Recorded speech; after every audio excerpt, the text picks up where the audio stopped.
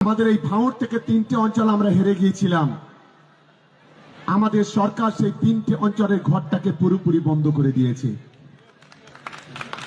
দাদার খাবে আর মামার গাইবে, বলবে ওটা মমতা বন্দ্যোপাধ্যায়ের বাবার টাকা।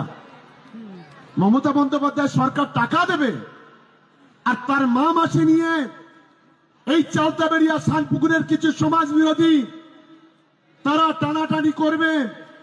আমরা বলছি টাকা আমরা বন্ধ করে দিয়েছি, যদি হিম্মত থাকে বাপের বেটা হও সেই টাকা নিয়ে নাও, দেখি কত বাপের বেটা আছো তোমরা। আগামী দিনেও আমি পরিষ্কার বলি,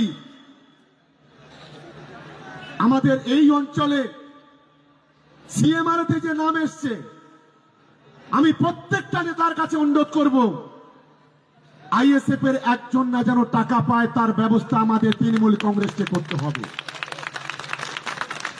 পরবর্তীকালে কৃষক বন্ধু লক্ষ্মীর ভান্ডার টাকা পাচ্ছেন, দেখা যাবে সেটা।